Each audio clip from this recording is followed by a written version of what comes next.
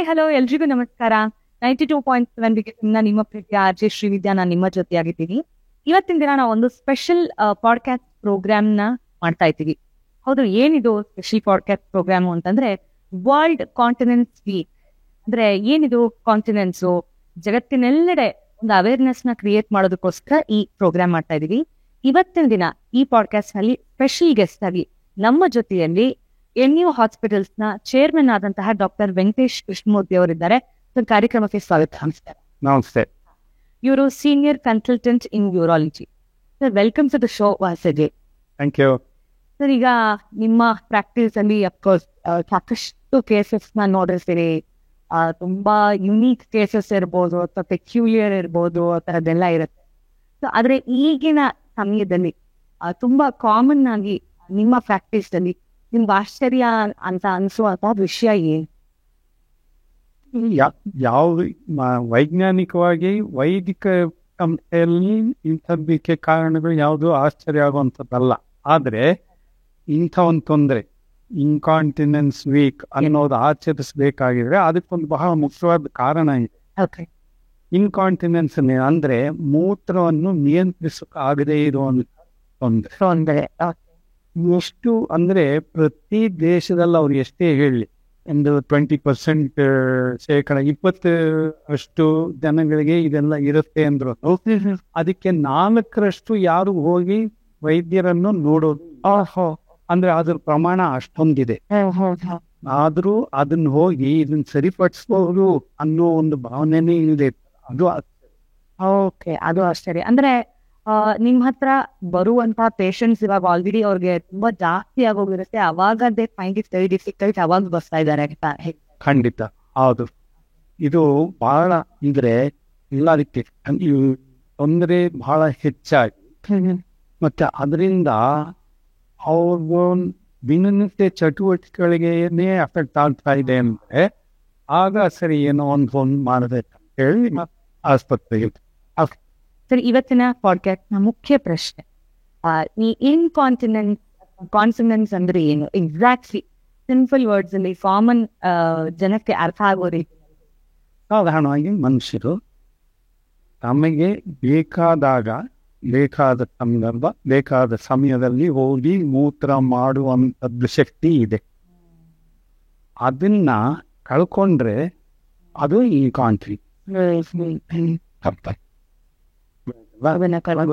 ಆ ಶಕ್ತಿ ಕಳ್ಕೊಂಡ್ರೆ ಮತ್ತೆ ಅದು ಈ ಕಾಂಟ್ರಿ. ಅಂದ್ರೆ ನಾವು ಹೇಳೋದದು ಇನ್ವಾಲ್ವೆಂಟ್ರಿ ವಾಯ್ಡಿಂಗ್. ಅಂದ್ರೆ ಅದು ಗೊತ್ತಿಲ್ಲದೆ ಅಥವಾ ಕಂಟ್ರೋಲ್ ಮಾಡೋಕ್ ಆಗದೆ ಮೂತ್ರ ತಮ್ಮ ಒಳ ಉಡುಪಲ್ಲಿ ಹೋಗೋದು ಆದ್ರೆ ಅದು. ಸರ್, ಹೆಚ್ಚಾಗಿ ನೀವು ಅಂದ್ರೆ ಯಾವ ಏಜ್ ಅವರು ಈ ತರ ಪ್ರಾಬ್ಲಮ್ ಇಟ್ಕೊಂಡು ನಿಮ್ಮ ಹತ್ರ ಬರ್ತಾರೆ? ಅಥವಾ ಓವರ್ ಆಕ್ಟಿವ್ ಬ್ಲಾಡರ್? ಎಲ್ಲಾ ವಯಸ್ಸಲ್ಲೂ ಸಣ್ಣ ಮಕ್ಕಳೇನು ಹೇಳಿದ್ರು ವಯಸ್ಕರವರೆಗೆ ಇದೆ. ಮೊದಲು 2.5-3 ವರ್ಷ ಮಕ್ಕಳಲ್ಲ ನಾವು ಅದು ನಾರ್ಮಲ್. ಅಂದ್ರೆ ಬ್ಲಾಡರ್ ಮೆಚ್ಯೂರಿಟಿ, ನರಗಳೆಲ್ಲ ಹೋಗಿ ಕನೆಕ್ಷನ್ ಕೊಟ್ಟು ಇದನ್ನೆಲ್ಲ ಅದು ಟಾಯ್ಲೆಟ್ ಟ್ರೈನಿಂಗ್. ಈ ಟಾಯ್ಲೆಟ್ ಟ್ರೈನಿಂಗ್ ಆ ವಯಸ್ಸು ಮೀರಿ ಇದೇ ರೀತಿ ಹೆಚ್ಚಾಗಿ ನಮ್ಮ ಇದರಲ್ಲಿ ಮಲ ವಿಸರ್ಜನೆ ಬಗ್ಗೆ ಮಾತಾಡೋದಿಲ್ಲ ನಾವು. ಅದ್ರ ಮೂತ್ರ ಉಪಸ್ಥಿತಿಯ ತೊಂದರೆಗಳು ಅಂದ್ರೆ ಆಗ ನಾವು ಅದಕ್ಕೆ ಟ್ರೀಟ್ ಹೆಚ್ಚಾಗಿ 2 ಸೇರಿರುತ್ತೆ ಮಕ್ಕಳಲ್ಲಿ. ಹಾರಿ ಎಲ್ಲ ವಯಸ್ಸಲ್ಲೂ ಇದೆ. ಹೆಂಗಸರಲ್ಲಿ ಗಂಡಸರಿಗಿಂತ ಸ್ವಲ್ಪ ಹೆಚ್ಚಿನ ಪ್ರಮಾಣ.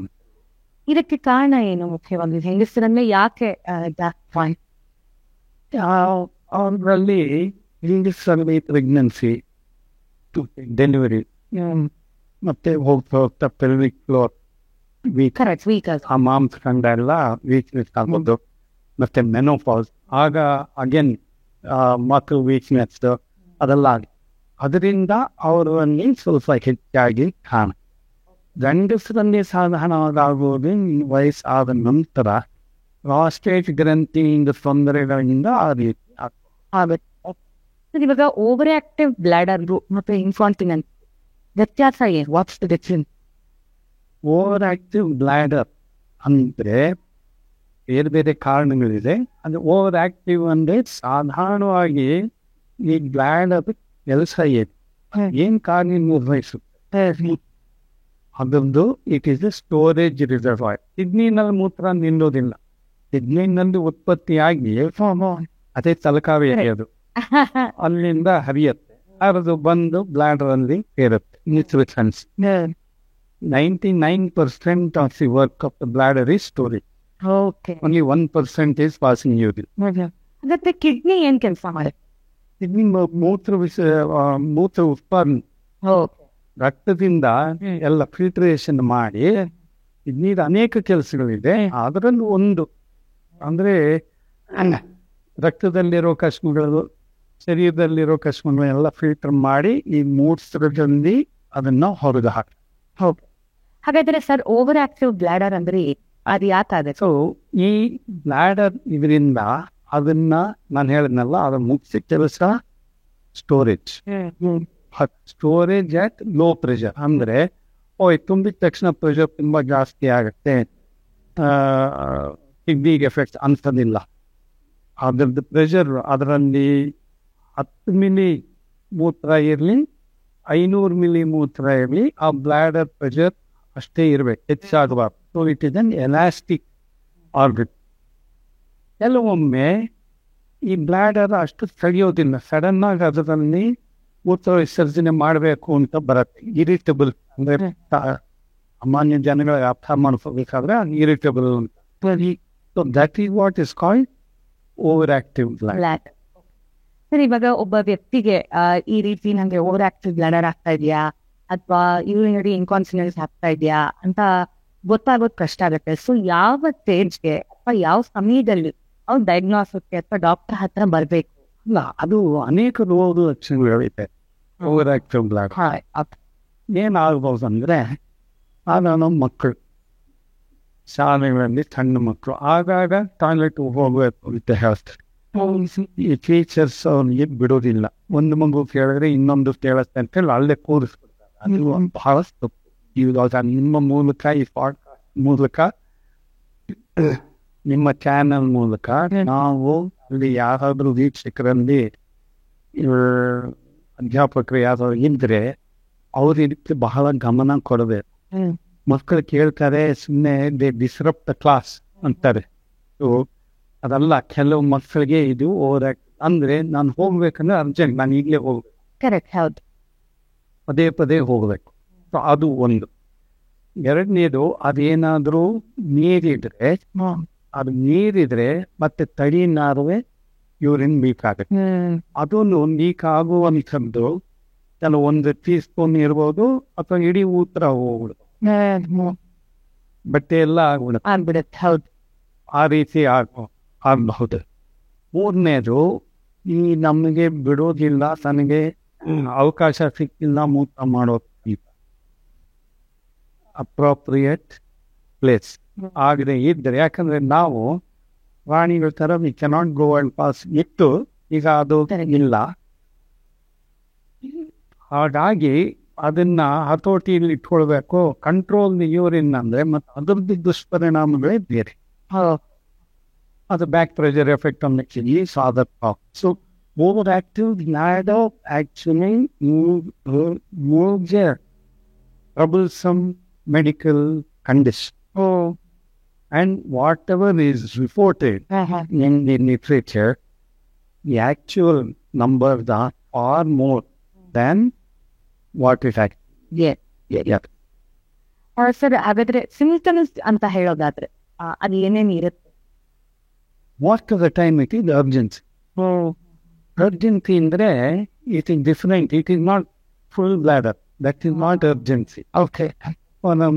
ಮೂತ್ರ ತುಂಬಿದೆ, ನಾನು ನೋ.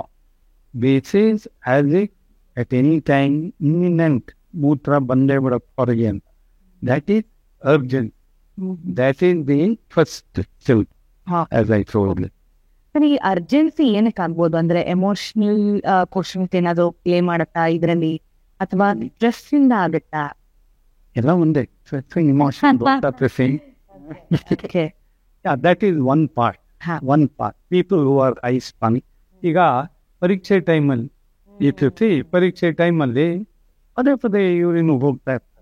ಓದ್ತಾ ಇದ್ದೀನಿ, ಆದರೆ ನಾನು ಟಾಯ್ಲೆಟ್ ಹೋಗ್ಬೇಕು, ಮುಖ ಮಾಡಿ ತರಬೇಕು.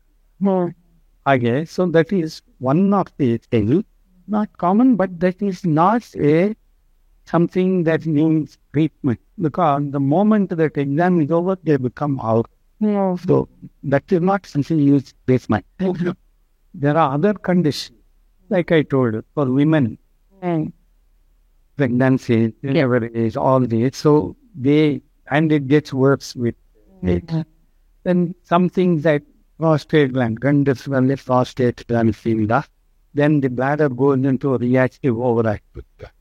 Then if there are other things like neurological conditions, that also can result in a overactive bladder, stones in the bladder, then several conditions, urine infection, all these can cause. And the other thing that we don't commonly recognize is constipation. Constipation. If people don't pass stool normally, then the pressure is there on the bladder, and that also can cause an overactive bladder. The treatment weaning away with Several. It is always stepwise treatment. So before you jump to treatment, you need to do some dose still. And if there is urine infection, ಮೂತ್ರ ಸೋಂಕು ರೋಗ ಇದೆ ಅಂತ ಮೊದಲು ಅದನ್ನ ನೋಡಿ. ಮತ್ತೆ ಎರಡನೇದು ಅವರು ಈ ಥರ ಕೆಲವು ಜನಕ್ಕೆ ಬ್ಲಾಡರ್ ಹೆಚ್ಚು ಮೂತ್ರ ತಡೆಯೋಕೆ ಆಗೋಲ್ಲ, ಕೆಲವು ಎಷ್ಟು ಬೇಕಾದ್ರೂ ತಿಂಬಿಸ್ತಾರೆ, 1 ಲೀಟರ್ ಅಷ್ಟು ಬೇಕಾದ್ರೂ ತಿಂಬಿಸ್ಕೊಳ್ತಾರೆ ಅವ್ರಿಗೆ ಇರೋದು. ಎರಡನೇದು ಈ ಥರ ಬ್ಲಾಡರ್ ಇದೆ ಅಂದರೆ ಅವರು ನೀರೆಷ್ಟು ಕುಡಿಸ್ತಾ ಇದ್ದಾರೆ ಅಂತ. ಈಗ ಎಲ್ಲ ಮಾಧ್ಯಮದಲ್ಲೂ 4 ಲೀಟರ್ ನೀರು ಕುಡಿರಿ, 5 ಲೀಟರ್ ನೀರು ಕುಡಿ ಅಂತ ಹೇಳ್ಬಿಡ್ತಾರೆ. ಅದಕ್ಕೆ ತಕ್ಕಂತೆ ನೀವು ವ್ಯಾಯಾಮ ಮಾಡಿ, ಫಿಸಿಕಲ್ ಎಕ್ಸರ್ಸೈಸ್ ಮಾಡಿ ಅಂತ ಹೇಳೋದಿಲ್ಲ. Then it is overload the bladder. How much water are they drinking? Is there urination? Is there constipation? So you will have to look at all these conditions before you take treatment. So the first level of treatment will be these behavioral change. ಈಗ 4 litre ನೀರು ಕುಡಿದು ನನಗೆ ಪದೇ ಮೂತ್ರ ಹೋಗ್ಬೇಕು ನನಗೆ ಅಂತ 4 litre ಯಾಕೆ ಕುಡಿತೆ? 1 ಲೀಟರ್ 1 ಲೀಟರ್ ಹೇಳುತ್ತೆ. That is one thing. Then there are other in home, and they have other problems like what is called ADH deficiency. That is a hormone that is secreted in the brain. Why is that? Then or pade end ಹೋಗ್ತಾ ಇರಬೇಕು, especially at night. You have to go. So when you look at all these things and make your behavioral change. So treat constipation, cut down on water intake if that is the problem. See if there is a neurological problem. It's a lot you to panic. Even though we do they are not cause for the overactive mark. ಅದನ್ನ ಹೆಚ್ಚು ಮಾಡುತ್ತೆ ಹೊತ್ತು ತೊಂದರೆಗೆ, that is not the cause. But unless you correct it, there is no point in proceeding with the publicity. ಏನೇನು test ಮಾಡಿಸ್ಕೋಬೇಕು ಒಬ್ರು ಅಂದ್ರೆ yearly suggest ಮಾಡ್ತೀರಾ? ಇಲ್ಲ ಅಥವಾ ಈ ತರ ಏನಾದ್ರು ಸ್ವಲ್ಪ ಓವರ್ ಆಕ್ಟಿಂಗ್ ಬ್ಲಾಡರ್ ಅಥವಾ ನೀವು ಟೆಸ್ಟ್ ಅಂತ ಏನು ಇಲ್ಲ ಇದಕ್ಕೆ. ಏನಾದ್ರು ಸಿಂಟಮ್ ಇದ್ರೆ ಈ ಥರ ಆಗ this is go and meet a doctor because this is treatable. That is the most important. Is it treatable? Yes, it is treatable. Will I get relief? Yes, you will get. That has to be there because most of the time it is with the women. They don't want to tell anything that I have this problem. Yes, they will have a hesitation. They have hesitation. Next, they cut off on the ಇವಾಗ ಮನೆಯಲ್ಲಿ ಏನೋ ಒಂದು ಪೂಜೆ ಇದೆ, ಯಾರೋ ಕರೆದಿದ್ದಾರೆ, ಮದುವೆಗೆ ಹೋಗ್ಬೇಕು, ಊರಿಗೆ ಹೋಗ್ಬೇಕು, they will say ಬೇಡ ನಾನು ಬರೋದಿಲ್ಲ. They will not say I have this from. They hide because they think that ನನಗೆ ವಯಸ್ಸಾಯಿತು, ಹಿಂಗಾಯ್ತು, ಇನ್ನೇನೋ ಆಯಿತು, ಅದಕ್ಕೆ ಹೀಗೆ ಇದು ಸರಿ ಹೋಗೋದಿಲ್ಲ ಅನ್ನೋ ಅದು ತಪ್ಪು ಕಲ್ಪನೆ. They have to know that this is treatable and treatable easily. It's not a very complicated thing. Sir, ಹಾಗಾದ್ರೆ ಈ ಕಂಡೀಷನ್ಗೆ ಯಾವ ಸ್ಟೇಜ್ ಅಲ್ಲಿ ಒಬ್ರು ಸರ್ಜರಿ ಮಾಡಿಸ್ಕೋಬೇಕು? ಸರ್ಜರಿ ನಾನು Surgery loss, surgery absolutely the loss of a most important medication. There are excellent medications available, which they very good, really.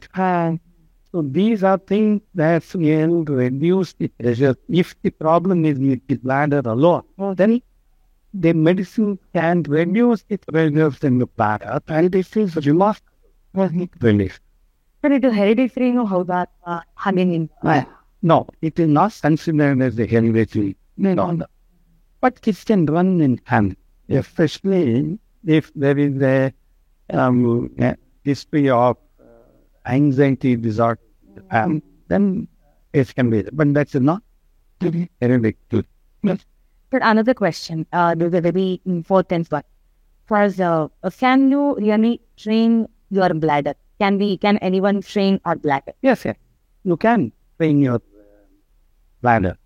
Those are all the behavioral changes that I have told. But when we talk of training your bladder, remember that advice must be given only by the doctor, the urologist, or whoever is taking, and must be done only after the initial evaluation is done and we find that there is no other cause. Suppose there is a nerve problem. Suppose there is constipation. Suppose this person is drinking a lot of water. It is wrong to say go train your bladder. If we first correct out. So it is conducted like an exercise and then they have to practice it to train their bladder. So training happens in two ways. There are some things.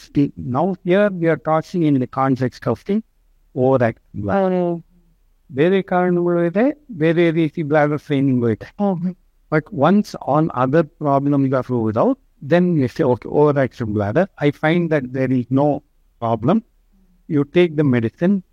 Usually it has to be support with the medicine. And then you say, okay, ಈಗ ನಾನು ಹೋಗಬೇಕು ಅನ್ಸುತ್ತೆ ಅಂದರೆ normally what we say is walk in the opposite direction of the toilet. Because the sensation, this bladder is bleeding, overactive ಅಂದ್ರೆ ಏನು, this bladder is suddenly squeezed. So if there is no other problem, then you feel walking out of the direction. In 15 seconds, that sensation will go. And that is usually when you see the functional problem. We rely on medication. If it's a functional problem, typically, ನಾನು ಬರ್ತಾ ಇದ್ದೀನಿ, ಮನೆಗೆ ಬರೋ ಹತ್ರ ಬಂದರೆ ನನ್ನ urgency ಇನ್ನೂ ಜಾಸ್ತಿ ಆಗುತ್ತೆ. It happens. You reach the toilet and your urgency is even more. So these are functional problems of the bladder. And those are easily remedied by bladder training. Sir, and also during the rainy and the monsoon season, ನೀರು ತುಂಬ ಜಾಸ್ತಿ ಕುಡಿಯೋದಿರ್ಬೋದು. So they have that tendency to go near the washroom more. ಸ್ವಲ್ಪ ನೀರು ಕುಡಿದ ತಕ್ಷಣ ಒಂದ್ಸಲ ಹೋಗುದು ಬಂದ್ಬಿಡೋಣ, ಅಥವಾ ನಾನು ಎಲ್ಲೋ ಟ್ರಾವೆಲ್ ಮಾಡಬೇಕು ಮುಂಚೆನೆ ಹೋಗಿ ಬರೋಣ, ಆ ಥರ ಎಲ್ಲ ಇರುತ್ತೆ ಅಲ್ವಾ ಸುಮಾರು. ಅದಿದೆ. So those people are people who need to be checked to see if they have an overactive bladder. Why should otherwise somebody say, meeting of friend, I'll pass you the income? Andre, they need to get evaluated. But indeed, I want to say that medication plays a very important role in the management of the overactive. That is something that should not get lost when we say, ಇದನ್ನು ಸರಿ ಮಾಡ್ಬಿಡ್ತೀನಿ, ನೀರು ಕಮ್ಮಿ ಮಾಡ್ತೀನಿ, ನಾನು bladder training ಮಾಡ್ತೀನಿ ಅನ್ನಲ್ಲ. Medication, once we make all the behavioral changes and then you use medication, then we really do very good. And those are all straightforward. They are very normal side effects. They have been used in millions of people all over the world. And that is something that should be conveyed to people saying, you have urgency. Now, they toilet over. No, having urgency to go. Urgency is A sensation of imminent leak. ಅಂದರೆ ಈಗ leak ಆಗ್ಬಿಡುತ್ತೆ ನಾನು ಹೋಗದೆ ಇದ್ರೆ. Bladder fullness is in the lower abdomen. Urgency is a sensation in the urinary passage. Even when they were them do different effects of tech. Yeah. ಸುಮಾರು ಜನ ಇವಾಗ especially ladies ಅಲ್ಲಿ ನಾನು ಗಮನಿಸಿರೋ ಎಲ್ಲೋ ಟ್ರಾವೆಲ್ ಮಾಡ್ಬೇಕು ಅಂದ್ರೆ ಕಡಿಮೆ ನೀರು ಕುಡಿಯೋದು ಅಥವಾ ತುಂಬಾ ಕಂಟ್ರೋಲ್ ಮಾಡ್ಕೊಂಡು ತರ್ಫಾಡಿರೋದು ಇದೆಲ್ಲ ಮಾಡ್ತಾರೆ. ಇದೆಲ್ಲ ಮಾಡಬಾರ್ದಲ್ವಾ? ಅಲ್ಲ, ಮಾಡಬಾರ್ದು ಅಂದ್ರೆ you have to look at how the surroundings are. Men will go and pass urine anywhere. But it's not possible. Women cannot go. So it is natural that they take all the precautions. But to think that ನಾನು ನೀರು ಕಮ್ಮಿ ಕೊಡದೆ ಅದರಿಂದ ನನಗೆ ಹಿಂಗೇನೋ ಆಯ್ತು urine infection ಅದೆಲ್ಲ no, nothing like that happens. In fact, holding urine causes a problem. Not if you go and then also caffeine intake that can cause a lot of problem. Caffeine, one, it puts out more urine, and second, it is also an irritant. So both. So we tell and say that becomes the overactive bladder problem. Correct. It will aggravate. It not an aggravate. That's what I told earlier. All these things are addicting effect. So we want to remove all that. The primary problem is that.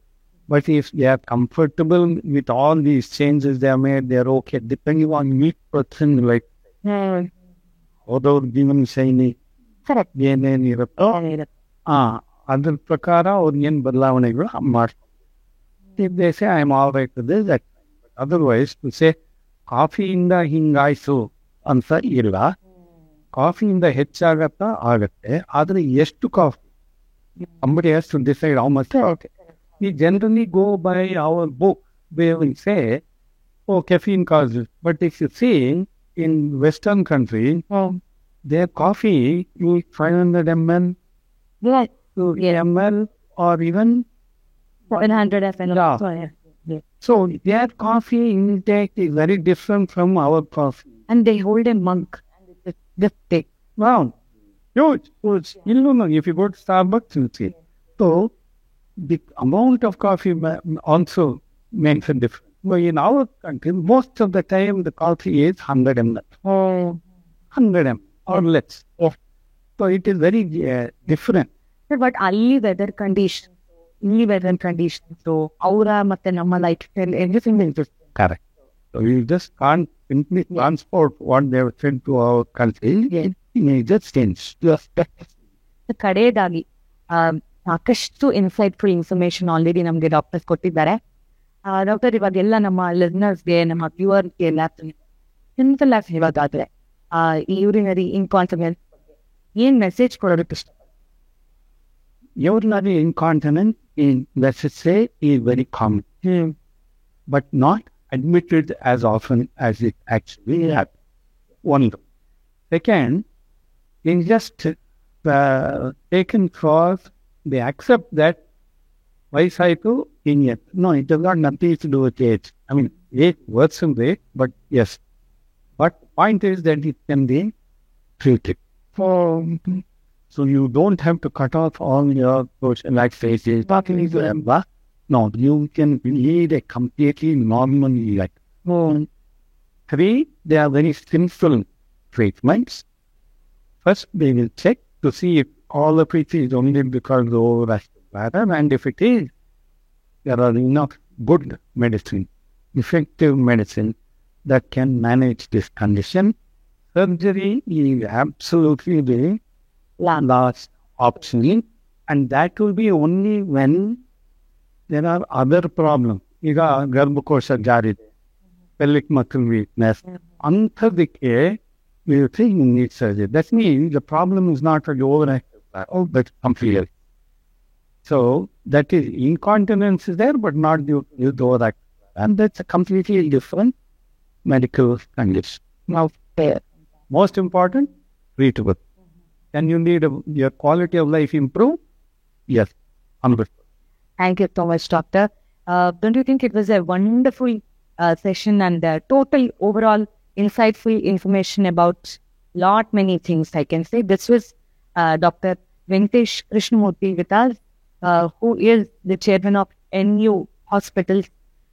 ಜೊತೆಗೆ ಇವರು senior consultant ಯೂರಾಲಜಿನಲ್ಲಿ ಸಾಕಷ್ಟು ವಿಷಯಗಳನ್ನ ತಿಳಿಸ್ಕೊಟ್ಟಿದ್ದಾರೆ. ನಿಮಗಷ್ಟೇ ಅಲ್ಲ, ನಿಮ್ಗೆ ಪರಿಚಯ ಇರೋರಿಗೆ ಎಷ್ಟೊಂದು ಜನಕ್ಕೆ ನೀವು ಈ ವಿಷಯಗಳನ್ನ ಹೇಳ್ಬೋದು. ಫ್ರೆಂಡ್ಸ್ ಫ್ಯಾಮಿಲಿ ಹತ್ರ ಈ ವಿಡಿಯೋನ ಕೂಡ ಶೇರ್ ಮಾಡ್ಬೋದು. ಹಾಗೆ ಇದೇ ರೀತಿ ಹೆಚ್ಚಿನ ವಿಷಯಗಳು ನೀವು ತಿಳ್ಕೊಳ್ಬೇಕು ಅಂತಂದ್ರೆ 92.7 ಬಿಗ್ ಎಫ್ ನ ಸದಾಕಾಲ ಕೇಳ್ತಾ ಇರಿ. ನಾನು ನಿಮ್ಮ ಪ್ರೀತಿಯ RJ ಶ್ರೀವಿದ್ಯಾ. ಇಷ್ಟು ಹೊತ್ತು ನಿಮ್ಮ ಜೊತೆಯಾಗಿದ್ದೆ. ಯೋಚನೆ ಯಾಕೆ, ಚೇಂಜ್ ಓಕೆ ಅಂತ ಸದಾಕಾಲ 92.7 ಬಿಗ್ ಎಫ್ ನ ಕೇಳ್ತಾ ಇರಿ. ನಮಸ್ತೆ. Thank you doctor. Thank you. ನಮಸ್ತೆ.